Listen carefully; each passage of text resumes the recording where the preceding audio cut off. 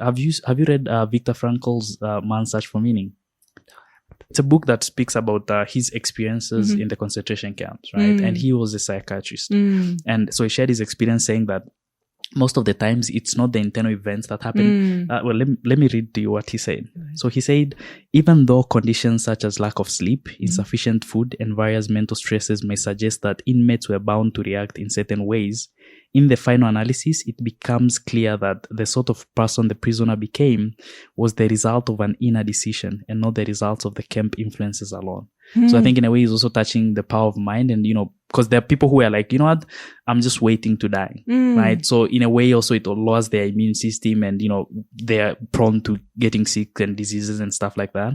And so he analyzed and said that most of the people who made it out were the ones who were like, you know what, one day so there are people who had something to look forward to, right? They're like, probably one day I'm gonna go out and meet my family or meet my wife or meet my kids. And for him, he was like, he would vision himself in front of a university lecturing, right? And it's something that he was passionate about, because in the book he also covers the things that he believes gives someone's life meaning, and one of it was work and the other one was relationship. So most of those people who believed that in the near future they're gonna see their loved ones or they're gonna do the work that they love doing, then they had more willingness to survive, and so it was easy for them to actually fight diseases and harsh conditions that they're exposed to in the camp.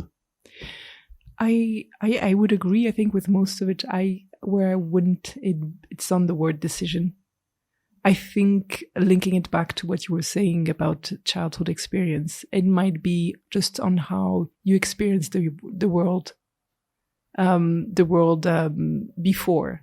If you grew up with that sense of meaning, or the sense of transmission, or the sense of I need, it doesn't stop with me, or if you grew up, that sense of meaning, it doesn't mean that it's a decision that you can just switch on. I think he might have been very fortunate to also have grown up in a family that was loving and caring, and that gave him, that strong basis of looking forward to, or of the world having different possibilities or possibility of changes and things like that. Whereas if, for example, a child who grew up in already a very traumatic environment might have lost a lot of hope, and then as an adult, finding himself or herself in that situation might have said, okay, it's just a confirmation of, and what am I looking forward to in the future anyway? So the thing of the decision, I would just put just to be mindful that it's not as easy as just making a decision. It might be just, the entire, your background, if you were fortunate enough to have gone, that positive background that built you up.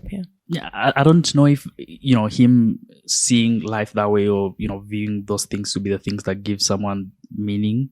I don't know if he got that from the family or from his childhood experiences, but yeah, I agree with you, and I agree with what you're saying.